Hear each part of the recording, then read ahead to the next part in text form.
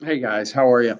What I want to do today is I want to go over the election of 1932, and we've talked about numerous elections in this class, but maybe one of the most important and one that you can really see the impact of today is the election of 1932, which is a fundamental shift in American politics.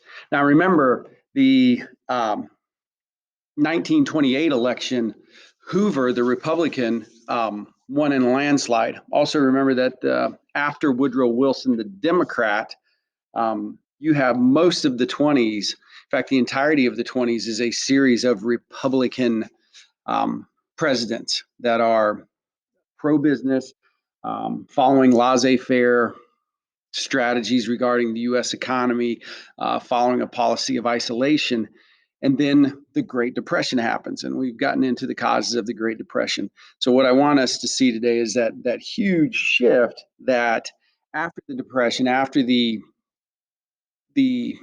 high unemployment starting in 29 and going up into 1932, we are introduced to the Democrat Franklin Roosevelt, who runs, and as you can see by the map, has an electoral bludgeoning of Hoover. Hoover, he dominates Hoover. And we always in American history, especially during economic crisis, we oftentimes look for change. And you can see that based on this map. And so winning, um, Roosevelt not only becomes president of the United States, but he shifts the balance of power in Congress. The Democrats gain 90 seats in the House, so 90 seats in the House. These are some strong coattails on Roosevelt's part, and they pick up 13 seats in the Senate, thus giving Roosevelt pretty open highway to pass legislation, his New Deal programs. Okay, so this is a huge shift. Remember, during the 20s, post Wilson, you have a succession of Republican presidents, and then you have this landslide victory due to the Depression for the Democrat Franklin Roosevelt. So, what do we pick up on from the election of 1932?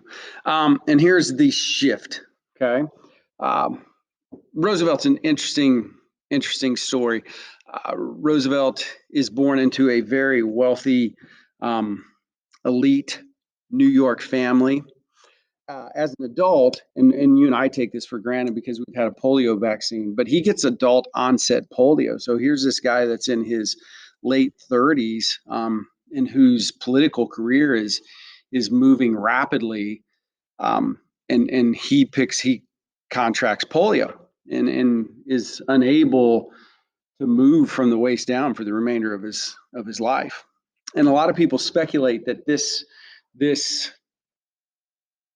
contraction of polio kind of gives him an understanding of what suffering's like and what the impact of suffering is. So here's this wealthy, elite family from New York, and this politician and somebody who really has the leisure time to be a politician, and he's humbled by this. So has an understanding of the suffering that's taking place in the United States of America at the outset of the Great Depression. And I think the one thing that was maybe Roosevelt's of many political talents is that he was a great communicator. And he set up what were known as fireside chats, and he would speak to the American people. He'd always talk about how he was in the residence at the White House, and the fire would be in the background. And this is radio, but he would set the picture for you, and he would talk directly to the American people, and the American people would feel like Roosevelt was talking specifically to them. And as transparently as he could, he would talk about the various problems and the programs to resolve the problems of the Great Depression. But what he does, and I put this in here, he kind of starts to create a we mentality as a nation. Okay. Now, here's the shift of the 1932 presidential election. Okay. Remember, Republicans, and this was one of the things that caused Hoover difficulty and why he lost, why he goes from winning in a landslide in 1928 and then losing in a landslide in 1932, is the Republican Hoover, who believed in laissez-faire and a limited federal government of the United States, didn't feel like you should use tax dollars or deficit spending to help the American people during the Great Depression. But we'd never gone through a time period like this. This was uncharted territory, quarter, 25% unemployment. Rare in American history do you have concerns about people not having enough food to eat. And remember, just a decade prior, after World War I, we're feeding the world. We are the world power. 10 years later, we've fallen on horrible economic times. Okay. So where Roosevelt's shift comes is he believed that it was the federal government, and the federal government was the only mechanism that was big enough to take direct action to help the people. Okay. And a quote by Roosevelt: money rather than humanity was expendable. And we begin, and this is the shift. This is what I need you to see about the shift that takes place. Okay. And this is where you kind of hone in on maybe some of your own political beliefs. Roosevelt believed that the federal government, using the policy of deficit spending, we're going to spend money that we don't have, we'll take loans on this money, and we're going to create these big programs that help the American people. If the American people are hungry, we're going to feed them. We're going to use federal dollars to feed them. We're going to use federal dollars to create jobs. Okay, so this is the beginnings. But to do that, remember, we're broke as a nation. Our economy's broken. And so he uses deficit spending. We're going to use money that we don't have right now.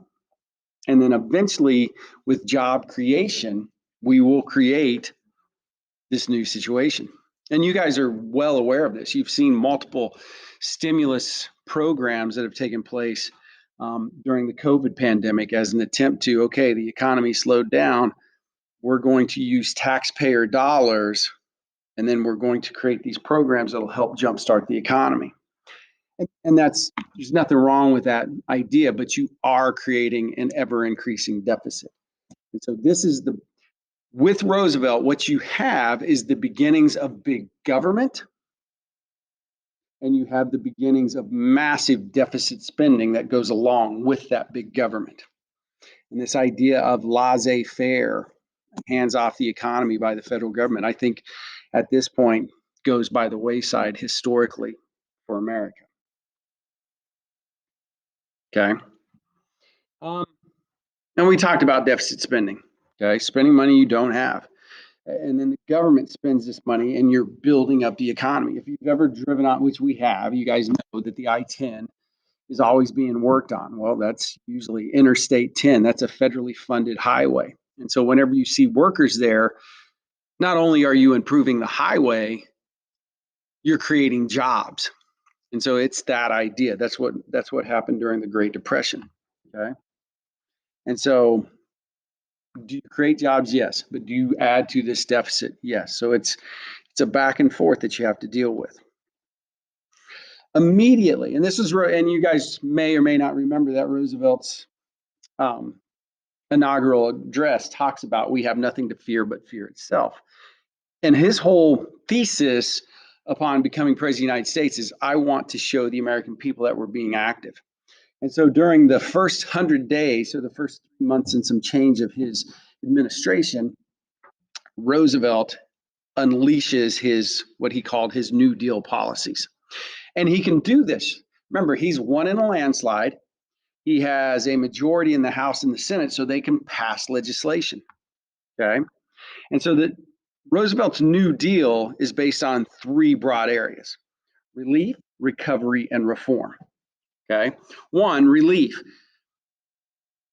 You need to tend to the American people.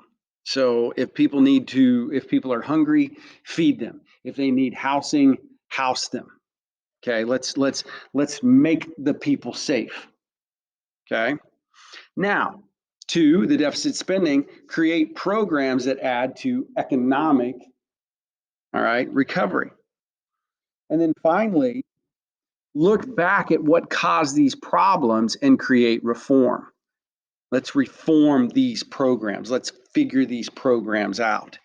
Okay, so Roosevelt's New Deal and legislation that he pushes hard to pass, all right, relief, recovery, reform, the three main tenets of Roosevelt's New Deal, which he jumps on immediately. He wants to show the American people that they're working and that he's working for them. And they call it the alphabet soup. There's a cavalcade of programs that are created by Roosevelt in the New Deal. You have the Civilian Conservation Corps, the CCC, and what they did is they took young men. You can't draft these guys into the military. We have a democracy. There's no war going on, so you create programs and you take young men and they go around and they build trails at national parks. They fight wildfires. They build pieces at these national parks, and you're creating jobs. And you hire hundreds of thousands of these guys, and they get a check. All right. Again, this is coming from taxpayer money. We're raising taxes to do this, but we're paying it off later because of these programs. If you've ever been to, like, if you go to Sedona, you go to Flagstaff, if you're at a national park, if you're at the Grand Canyon, whatever, a lot of the early infrastructure at national parks in the United States of America were added to during the Great Depression. They also created a thing called the Agricultural Adjustment Act. Remember, one of the problems is that farmers had overproduced. And by overproducing their product, that lowers the price. So the Agricultural Adjustment Act actually paid farmers not to plant. The Agricultural Adjustment Act also, you could get loans and easier loans from the federal government if you adhered to certain policies. Also, if you go to the Capitol building of any state of the United States, or again, there was what was called the Public Works Administration, and they would build schools, bridges, and roads. If you're in a major city or not so major city around the United States of America, you'll notice that maybe that park or that bridge or that addition to the state Capitol building took place during the Great Depression and most likely was part of a public works administration. Also, there was the Tennessee Valley Authority um, was a program that was created to bring electricity to the impoverished rural South. And you guys, I mean, think about all the jobs that you create. You build dams along the various rivers of the South, primarily the Tennessee River. So think about if you're building these big dams, okay, all the workers that you're going to need to do that, all the concrete, all the lumber, then you're going to need the trucks, and so the factories start opening up again and people start getting jobs. Okay. You also get into federal programs that were part of the reform. So, for instance, you have the Federal Securities Act, force companies to share their profits and information with the public.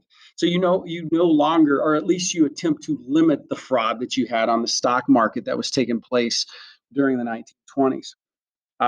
You have what is called the Securities and Exchange Commission, all right, which oversees the stock market. It gives a set of rules that the stock market must follow. So the stock market was no longer this free for all in this laissez faire economy of the 1920s. There are rules that companies have to adhere to. There are rules that you have to adhere to if you're trading on the market. And then finally, to get people more competent in banks, you had what was created the Federal Deposit Insurance Corporation, and it's bank insurance.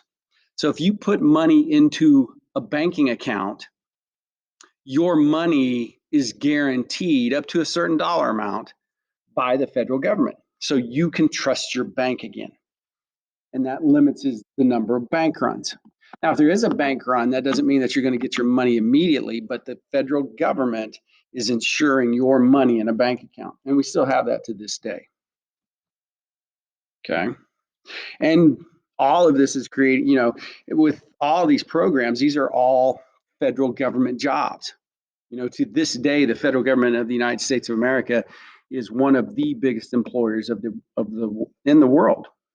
If you think about, the United States of America has a standing army of about 1.2 million guys. You have all the government workers, you have the people that work. Just think about it. If you go to the Grand Canyon, the guy that's, or the young lady that's a park ranger, that's a federal government employee. The accountants at the IRS, that's a federal government employee. And so you have this major expansion of big government in the United States. And this is the takeaway. And this is one of the things that we still tug of war politically to this day. How much should the federal government be involved in the everyday lives of American citizens? What should our tax base be? Is it the federal government's responsibility to look out for the people? These are all things that came about with Roosevelt's election in the 1932 campaign. Okay? All right. So good overview.